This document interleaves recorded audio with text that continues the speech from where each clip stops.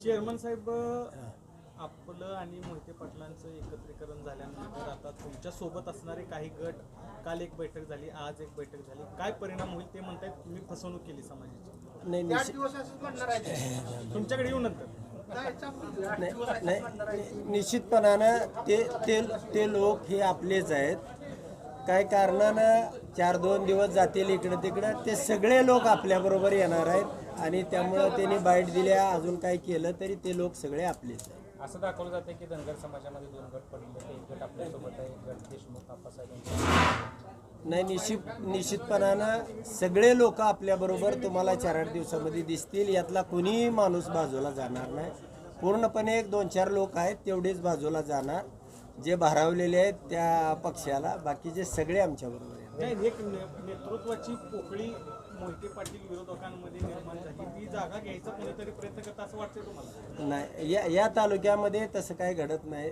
हे जे लोक आहेत सगळी पोकळी जवळजवळ 52 गावचे सरपंच आहेत, सगळ्या वेगवेगळ्या सोसायट्यांचे चेअरमन आहेत आणि प्रमुख मंडळी आहे या ठिकाणी.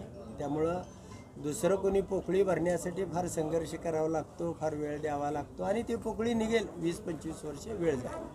आता आपण माड्यामध्ये सक्रिय झालेला आहात, आपण सोलापूर, बारामती या ठिकाणी पण धनगर समाज मोठ्या प्रमाणामध्ये आहे, तिकडे आपण जाणार आहात. आज सुप्रियाताईंची मी सभा घेऊन आलो आणि त्या ठिकाणी मी त्यांनाही 2-4 ठिकाणी मी त्या ठिकाणी जाऊन येणार आहे.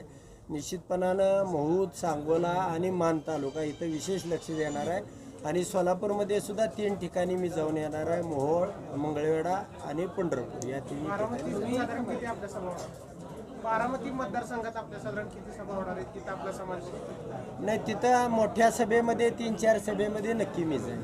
तुम्ही 1 लाखाचं लीड देतो म्हटला होता, माड्यामधून बबन दादा 2 लाखाचं देतो म्हणते, शिवाजी सावंत 1 लाखाचं देतो म्हणते, शहाजी बापू 40,000चं, जयकुमार गोरे म्हणतात.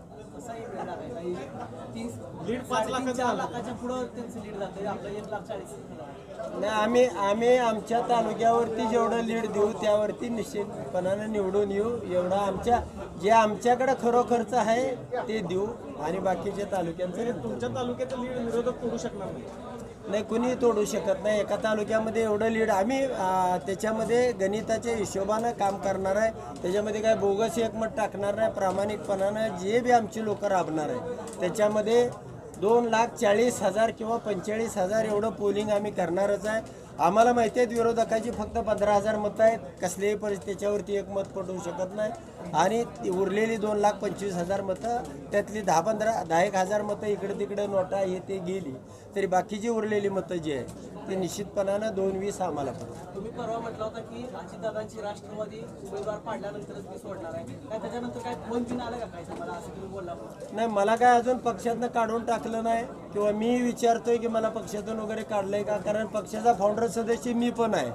मीच अजितदादाला पक्षातून काढून टाकू शकतो त्या ठिकाणी. कार्यकर्त्यांची सगळी नाराजी निघाली का? जर ते पवार साहेबाला अजितदादा काढून टाकत असतील तर उत्तम जानकर अजित पवाराला काढायला अडचण काय, काढू शकतो.